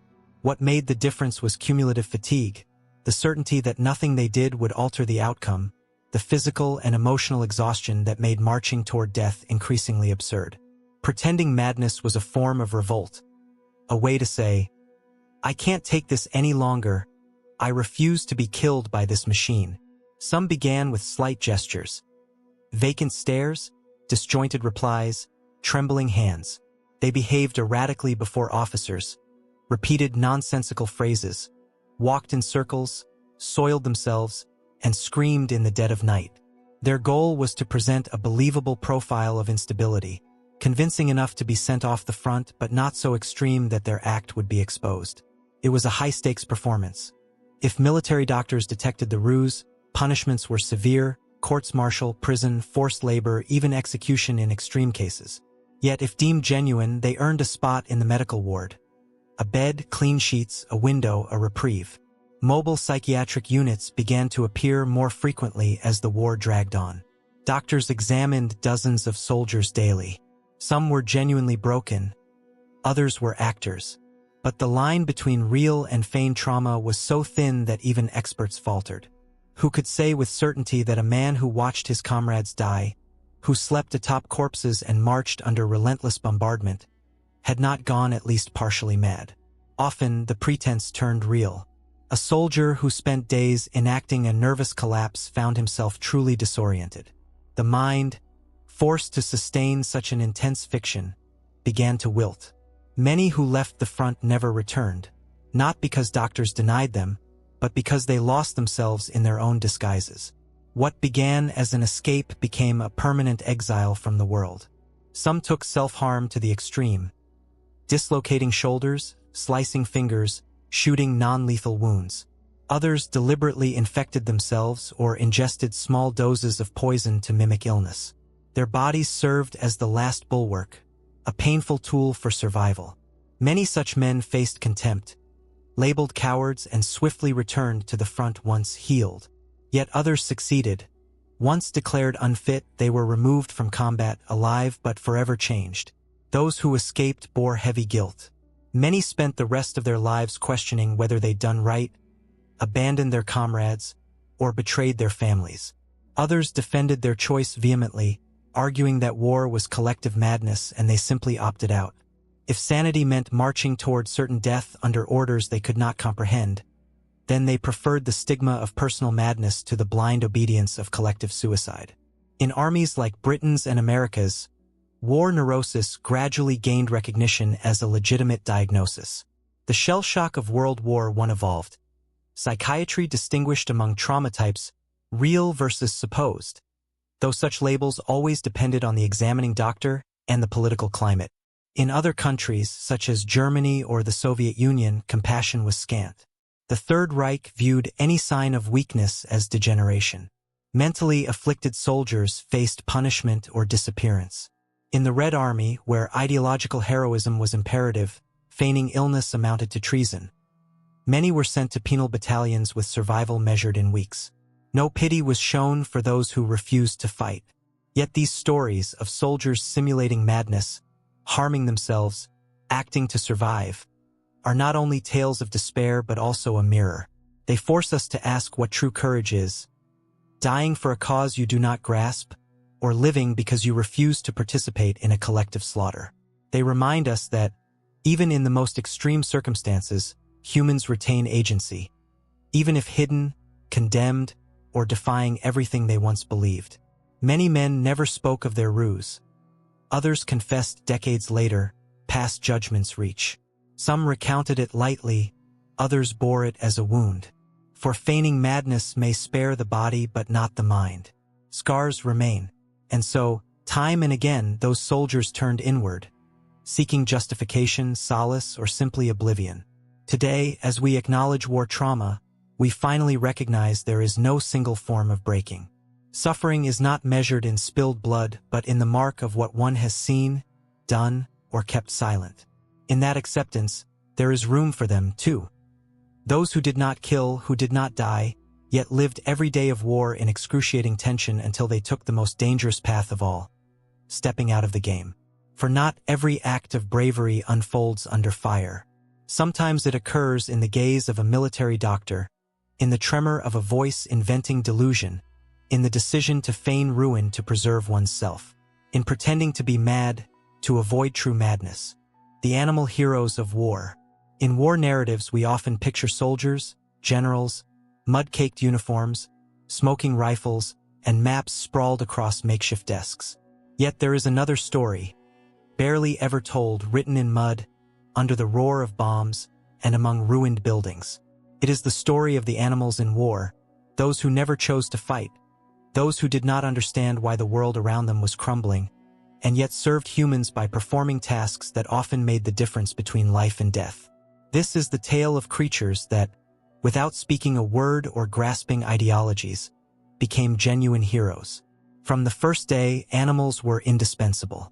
Horses, dogs, carrier pigeons, cats, dolphins, mules, and even elephants were deployed by various armies to fulfill a staggering range of roles. Not merely as companions, although they provided comfort, but as active participants in the war effort. Though many remember them as decorative sidebar figures, the truth is that critical operations would have failed without their service. Let us begin with the pigeons, those birds that today barely survive in city squares and rarely earn admiration. During World War II, thousands of carrier pigeons were trained and sent to the front lines. Their mission was simple yet vital: carry messages when conventional communications broke down. They braved jamming, artillery fire, and flew at astonishing speeds across enemy territory. Their homing instinct, impossible to replicate with wartime technology, made them invaluable. Some birds flew hundreds of kilometers under fire, their tiny foot-carried dispatches saving entire regiments. Many were wounded or fell mid-flight, yet countless returned home. Some even received medals. Cher Ami, for instance, delivered her message with a shattered leg and only one eye, saving 194 trapped U.S. soldiers. Today, her mounted remains are displayed in the Smithsonian, a fitting memorial to silent courage. Dogs held a special place. Their keen senses made them perfect sentries, mine detectors, or trackers of hidden foes. Many carried messages between trenches, rushed to locate wounded soldiers, or accompanied night patrols. They could smell fear, find the fallen before anyone else, and dart into crossfire to complete their tasks. Others offered silent companionship, helping soldiers endure daily horrors.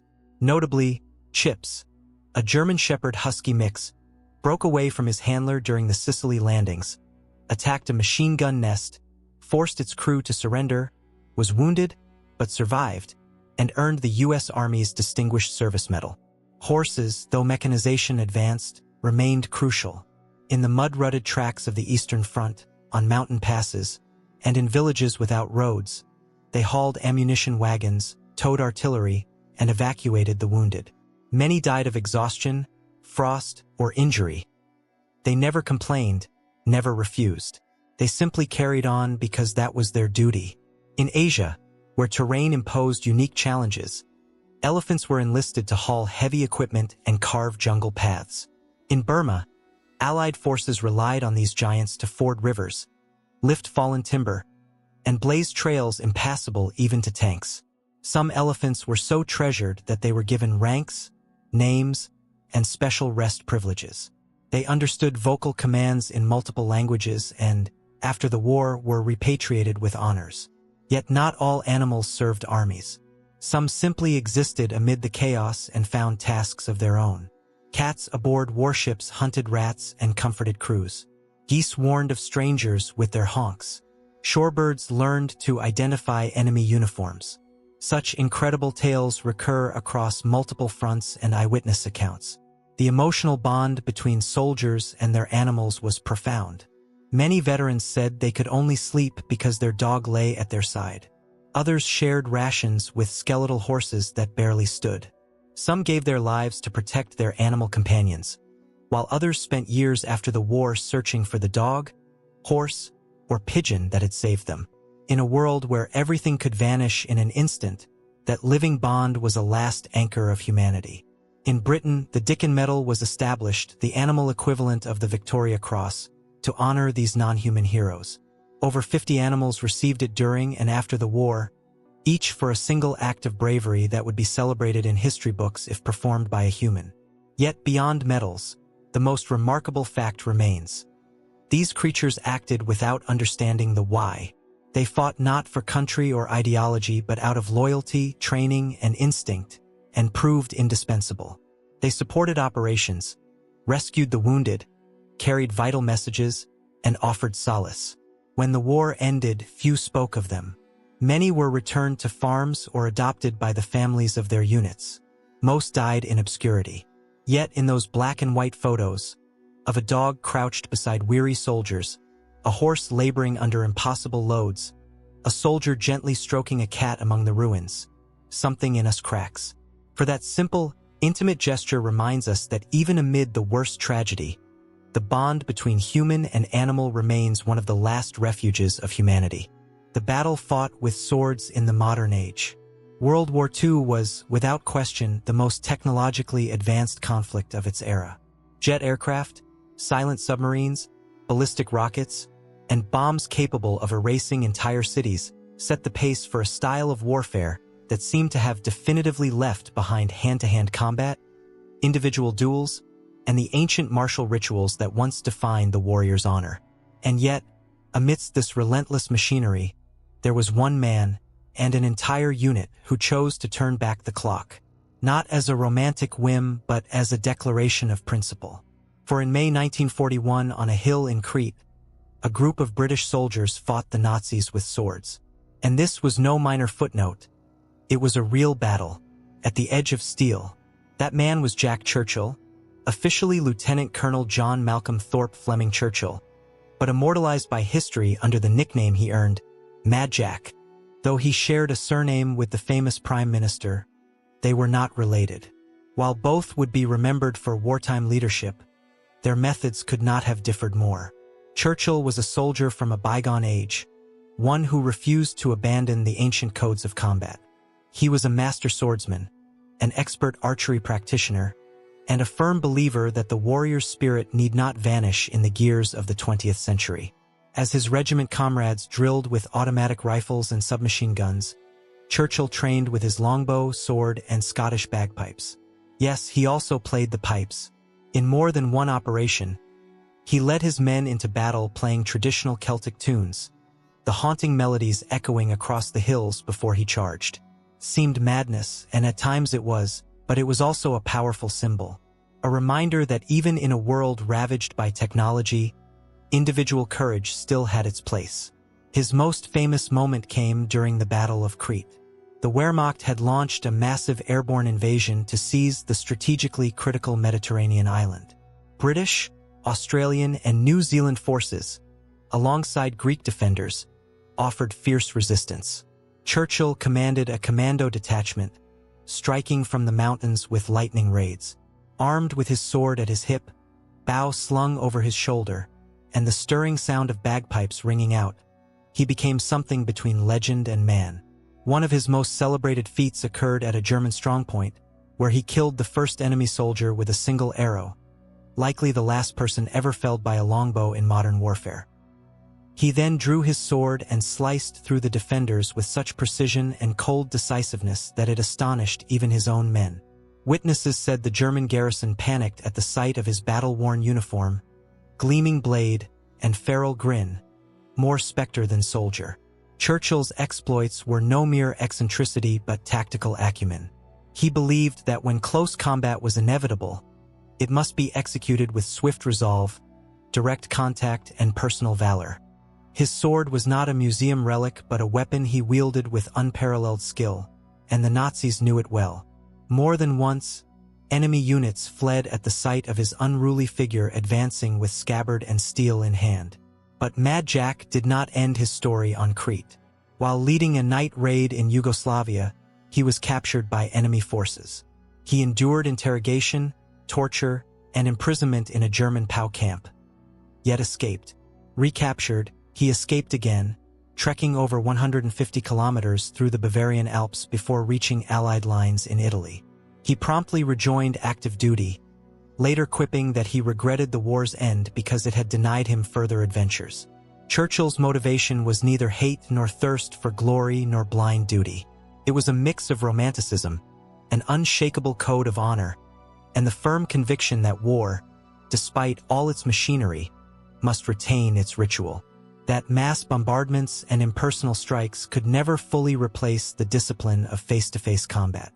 He scorned those who waged war from distant command posts, far from the fight. Hence his sword. After the war, Churchill slipped from the spotlight. He declined official honors, wrote no memoirs, and returned to civilian life.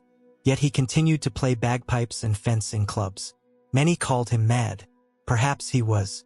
But it was a lucid, courageous madness that proved a human could preserve ancient valor even in the age of industrial slaughter. The battle he fought with steel in hand did not alter the course of the war. It did not redraw Europe's borders.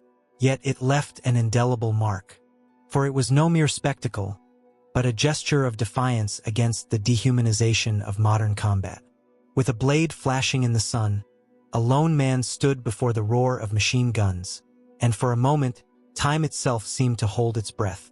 The concentration camp where money was falsified on a massive scale. The image most hold of a Nazi concentration camp is one of sheer horror. Wooden barracks, barbed wire, smoke billowing from chimneys, gaunt bodies marching in silence towards certain death. All of that, as terrible as it is, truly happened. Yet few realized that in the heart of this meticulously designed hell, another war was being waged. A quieter, dirtier, more surreal conflict. It was an economic war.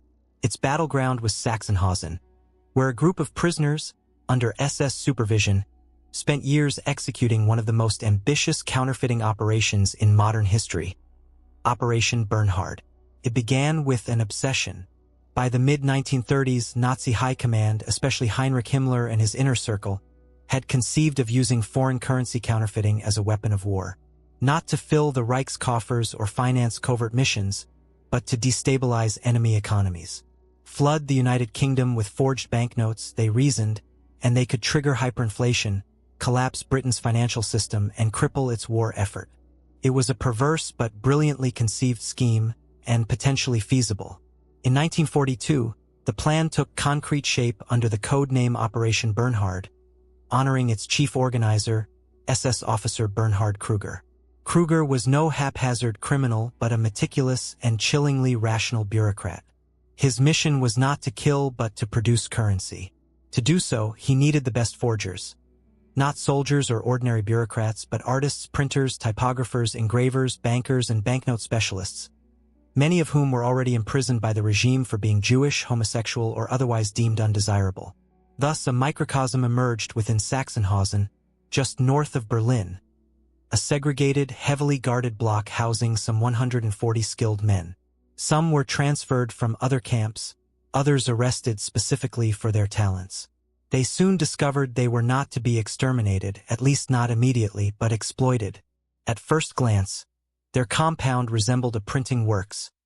Presses, machines, exotic inks, and carefully selected paper.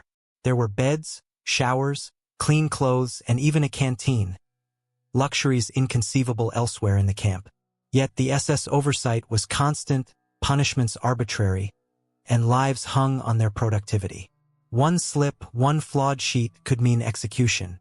Their initial task was to perfect counterfeit Bank of England notes, renowned for their complexity and near impossible to obtain security paper. The challenge was monumental, replicating not only the visual design but also the ink formulations, paper texture, official signatures, and serial numbers. Astonishingly, they succeeded. Within months, experts often couldn't distinguish genuine from fake. Production scaled up industrially. Between 1943 and 1945, they produced an estimated £132 million in counterfeit notes, today worth well over £1 billion. Part of the money paid spies, purchased arms on black markets, and financed covert operations. The rest was stockpiled, ready for a massive release into British banks when the opportunity arose. That mass release, however, never came to pass. Isolated drops of counterfeit notes in circulation failed to spark the planned economic collapse. With Allied forces advancing toward Berlin, Operation Bernhard unraveled. Prisoners were secretly transferred to remote sites like Mauthausen. Records were destroyed, and thousands of forged banknotes were dumped into Austria's Toplitz Sea, later recovered by treasure-seeking divers. The most striking aspect of Operation Bernhard is its moral paradox. As millions were murdered, a small group of those same persecuted individuals was kept alive for their craftsmanship. They were forced forgers, not collaborators, enslaved in a grotesque factory of deceit. Their existence hinged on a sinister privilege: survival as long as their skills served the regime. Some survivors, like Slovak typographer Adolf Berger, later wrote memoirs describing the factory's grim humor, solidarity, and omnipresent fear. Useful as long as the Reich endured, yet always on the brink of annihilation. They clung to their work, for each printed note meant another day of life. After the war, most participants in Operation Bernhard faced no penalty. Bernhard Kruger himself was briefly detained by Allied authorities but never formally tried. He claimed to have treated prisoners well and simply carried out his duty. He lived out his days in relative comfort. The prisoners, by contrast, waited decades for recognition as victims and key witnesses to this surreal chapter. Today, Operation Bernhard remains a dark, little-known footnote in Holocaust history. It appears in documentaries, specialized books, and Holocaust museums, yet is rarely part of mainstream war narratives. Perhaps because it unsettles. It forces us to see concentration camps not only as places of mass murder but also as sites of horrific exploitation, where human life was reduced to a resource, pressed into service for a deranged enterprise. This story must be told. It intertwines technical ingenuity, warped ethics, survival under brutal conditions, and the terrible truth that talent, in the wrong hands, can become a weapon. The woman who led a Soviet bomber squadron. In the dark skies over the Eastern Front, as anti-air searchlights probed the clouds and the roar of engines shattered the night's silence, one figure emerged that no one expected. It was not a battle-hardened commander nor an elite academy pilot. It was a woman, and not just one but many. Pilots, navigators, mechanics, and bomb crews, all Soviet women, young, determined, trained in secrecy, and sent aloft in wooden biplanes. They were known as the Night Witches, and at the helm of this extraordinary squadron stood Marina Reskova. Marina's story is unlike any other. Before the war, she was already a Soviet celebrity. Aviatrix, engineer, and explorer, she had set women's distance flight records and was decorated for her peacetime achievements. Her face appeared in newspapers, her name was spoken with respect. Yet she was no poster heroine. She was a woman of iron resolve, sharp intellect, and an unshakable belief. Women could fly, fight, and command just as men could. They only needed the chance. When Nazi Germany invaded the Soviet Union, Marina did not sit safely behind a desk. She used her influence to persuade Stalin to do something unthinkable for the time: form all-female air regiments. Not as auxiliary staff or logistical support, but as frontline combatants, pilots, gunners, mechanics. The proposal was daring, even for a system that espoused gender equality on paper but remained deeply hierarchical and male-dominated in practice. Against all odds, it was approved. Thus, the 588th Night Bomber Regiment was born, made up of women aged 17 to 25, many of whom had never been near an airplane before. They were poorly equipped. Issued Polikarpov P-2s, World War I-era biplanes made almost entirely of wood and canvas, slow, vulnerable, without enclosed cockpits or modern defensive armament. These were agricultural trainers meant for crop dusting, not bombing enemy positions. Yet they possessed an unexpected edge. Flying so low and slow they often evaded German radar. And they could glide in silently with engines off, approaching targets like ghosts. They flew only at night, hence the German nickname Nachthexen, the Night Witches. Troops on the ground dreaded their arrival. The faint swish of canvas wings was likened to witches' brooms. Attacks were sudden, relentless, and chillingly precise. When a formation of these biplanes appeared, it was as if darkness itself split to unleash fire from above. Each night, Marina and her pilots flew 8, 10, even 12 missions. Without parachutes, the extra weight might mean they never made it back, without defensive guns, without navigation lights. They relied solely on skill, courage, and impeccable coordination. They dropped bombs on German positions, supply dumps, rail lines, and logistics hubs, striking with such daring that even high Soviet command was astonished. They sought no personal glory, only results. Marina Reskova did more than found the regiment. She was its architect, mentor, and commander. Though she flew fewer missions than her crews, she shaped their esprit de corps. She demanded discipline yet shielded them from the army's lingering prejudices. Initially, there were sneers and doubts, but it took only a few months of successful night raids for no one to question them. The Night Witches earned respect in fire and steel. Marina's legacy extended beyond military achievement. Symbolically, she shattered the notion that women belonged only in rear positions. She proved they could lead, organize, and fight equally. Many of her pilots became legends. Some were shot down, captured, or tortured. Others returned from hundreds of sorties, frostbitten, nerves frayed, faces hardened by the sky. Yet they never ceased flying. Marina did not live to see victory. In 1943, her transport plane crashed near the front, and she perished. The blow was devastating. She was buried with Kremlin wall honors, reserved only for the greatest Soviet heroes. The Night Witches mourned in silence, then resumed their missions, knowing her spirit soared with them and the war was not yet over. After victory, many returned to civilian life. Some remained in aviation. Others became teachers, scientists, or engineers. Most kept silent for years, as the Soviet narrative often forgot those who did not neatly fit its official storyline. But stories persisted. In books, letters, and yellowed photographs. And the world gradually rediscovered Marina Reskova and her fearless squadron. Today, when women's roles in World War II are discussed, the Night Witches hold a special place. Not for their nickname, nor merely for sortie counts or medals, but for what they represented. A fracture in preconceived gender limits, a daring night flight that pierced enemy skies, and societal prejudices, proving that bravery knows no gender. And if, on a dark evening, you think you hear a distant whisper in the clouds, it may not be the wind but the echo of those canvas wings and those steadfast women who claimed the night as their own. The Japanese soldiers who didn't know the war was over. Some wars end with a signature, a ceremony on a steel deck, cameras rolling, black ink signatures, and generals shaking hands. That was how the world's Second World War concluded, on September 2, 1945, with Japan's formal surrender aboard the USS Missouri.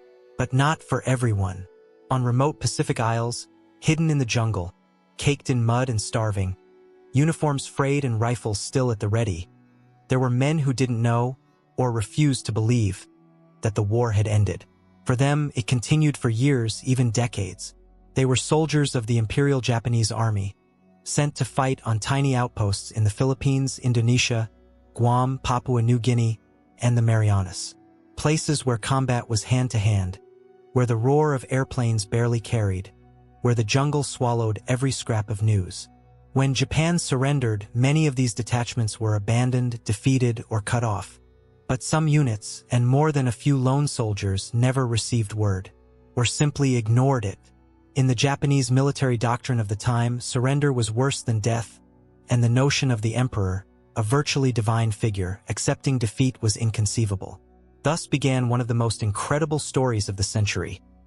That of the ghost soldiers, fighters who stayed hidden in the jungle, living off roots and small game, sleeping in caves, alert to every sound as if the enemy were just beyond the foliage, convinced their mission was still in force. Some were alone, others in tiny teams bound by ritual. By day they hunted, farmed, scouted. By night they debated battle plans, possible offensives, and the right moment for a strike. In the decades that followed, these soldiers emerged one after another, loose jigsaw pieces in a war the world thought it had finished.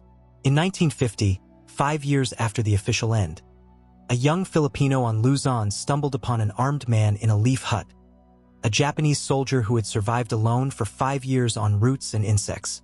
He didn't know about Hiroshima, didn't know his country had surrendered, and he was still following his 1944 orders. Resist, survive, never surrender.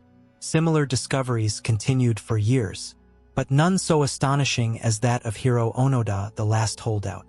His story was so extreme that many dismissed it as legend, yet it was entirely real. Onoda had been stationed on Lubang Island in 1944. His standing orders: resist at all costs, do not commit suicide, never surrender under any circumstances, and continue fighting until the Japanese army returns. When Japan surrendered in 1945, Onoda dismissed it as enemy propaganda. He saw planes and heard radio broadcasts announcing the war's end. Leaflets from home drifted overhead, but he took it all as trickery designed to lure him out. Over the years, his comrades died. Some cut down in skirmishes with local police, others succumbing to disease. Onoda remained alone for 29 more years, turning the jungle into his fortress. His uniform stayed immaculate. He stalked villagers for rice and fruit, and he fired warning shots at anyone who approached too closely. Not out of cruelty, but out of loyalty. He had received an order, and he intended to fulfill it. Filipino and Japanese authorities tried for decades to coax him out. Envoys, relatives, friends, all to no avail. Then, in 1974, a young Japanese adventurer named Norio Suzuki set out to find him. He trekked across Lubang, found Onoda, and spent days talking with him. Onoda insisted he needed a direct order from his commanding officer. Suzuki returned to Japan, tracked down Major Yoshimi Taniguchi, by then a bookseller, and persuaded him to accompany him back. On March 9, 1974, A nearly 52-year-old Hiro Onoda surrendered his sword, rifle, and ammunition and formally laid down arms. He had fought a war that ceased to exist 29 years earlier. Japan hailed him as a hero and regarded him as a living relic, an embodiment of obedience carried to its extreme. Afterward, other holdouts came in from the jungle, though none had resisted as long or as determinately as Onoda. Some never found their way back. Others, like him, chose not to. Their world had frozen in 1945. Everything since then seemed unreal. These tales leave a haunting aftertaste. They speak of men clinging to a cause long after it vanished, living in isolation and fear, guided only by orders no one else required. They are the furthest extreme of what war, duty, and ideology can do to the human mind. At heart, the story of soldiers who didn't know the war was over is more than a historical oddity. It is a warning. It shows how ideology, misunderstood duty, or rigid orders can isolate a person from reality. It reveals how fragile the boundary is between conviction and delusion. And, paradoxically, it also reveals a kind of integrity. That of those who, however misguided, chose unwavering loyalty to the very end. Thus, while the world celebrated peace, rebuilt cities, and generations born after the conflict grew up never knowing war, somewhere in the Pacific a lone soldier still patrolled the jungle, back straight, eyes alert, awaiting an enemy who no longer existed. The secret plans to kill Hitler. In the carpeted corridors of bunkers, the opulent salons of embassies, the pitch-black trains crisscrossing Europe, and the hushed corners of Viennese and Berlin cafes, hundreds of assassination plots were hatched to kill Adolf Hitler. Some originated in the deepest layers of the resistance, others from Allied governments, and many emerged among Hitler's own officers, weary of following a man dragging them all toward ruin. Over more than a decade, the efforts never ceased. At least 42 documented conspiracies tried to end the Führer's life. None succeeded, not for lack of will or imagination. Hitler was neither invincible nor immortal. Yet he survived a bewildering number of murder attempts, many so meticulously planned that it seems only chance saved him. A chair nudged aside, a door slammed shut, a briefcase nudged out of place, a single telephone call altering his schedule. Tiny deviations that repeatedly spared his life by mere inches. One of the earliest serious plans dates back to the 1930s, before the war began. In 1938, General Staff Officer Hans Oster secretly contacted British intelligence.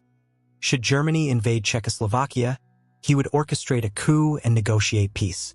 But the Munich Agreement postponed the invasion, and with it, the plot vanished. When war came, Hitler's security rings hardened into near-paranoid layers. Still, conspirators pressed on. The most famous attempt took place on July 20, 1944, led by Colonel Claus von Stauffenberg, a Prussian aristocrat and brilliant army officer. After witnessing Nazi atrocities on the Eastern Front, he resolved to act. He smuggled a bomb in a briefcase into Hitler's East Prussian headquarters and placed it under the meeting table. He left before it exploded. Yet an officer, uneasy with the suitcase's placement, shifted it behind a heavy table leg.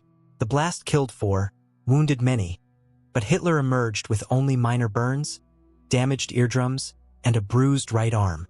He later posed for photographs with a bandaged head, shaking hands to prove he was still the center of the Nazi universe. Stauffenberg was executed that same night without trial.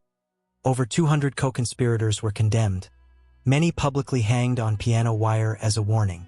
It was the last real chance from within to kill him, but there were countless other, often surreal schemes. The British devised Operation Foxley, a sniper to shoot Hitler during his morning walk in the Berghof Gardens. Yet his routine shifted too often, and no concealed firing position remained safe. The plan was quietly shelved. Others targeted poison, delivering tainted tea or food smuggled by infiltrators.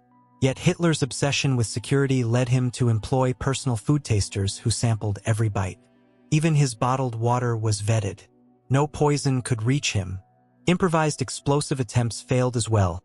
Once a bomb placed on his train failed to detonate. Another time, agents disguised a device inside a cognac bottle. Norwegian resistance fighters plotted to dynamite a bridge on his route. All fell apart, through device malfunction, betrayal, or sheer bad luck. One almost mythical idea involved booby-trapping a cigar box from Hitler's favorite factory. Absurd but real until they learned he had long since quit smoking. Why the obsession? It was more than politics. Psychologically, Hitler was the emotional axis of the regime. Many believed his death would topple the Third Reich. Whether into chaos or civil war, it would shatter its foundations. Thus the relentless attempts. Every extra day of his life was a menace to Germany and the world. And yet he survived until April 1945, when he chose his own end in the Führerbunker. A cyanide capsule followed by a gunshot to the head. His body was burned, all traces erased. But to the last, he was not felled by a brilliant plot but by his own hand. Perhaps that is the most unsettling fact. He alone decided when he would die. The secret plans to kill Hitler were more than desperate acts. They were statements of principle, silent cries of resistance, markers of dignity amid terror. Though they all failed, each plan embodies courage, fury, and humanity that refused to accept tyranny as inevitable. Sometimes even a failed attempt proves that not everyone stands by in silence. The invisible legacy of the war in today's world. World War II ended more than 70 years ago. The guns fell silent, the ruins were cleared away, borders redrawn. Survivors, fewer each year, grow old and quiet, while history books attempt to summarize the conflict in neat chapters, as if it were a distant, almost alien era. Yet something never ended.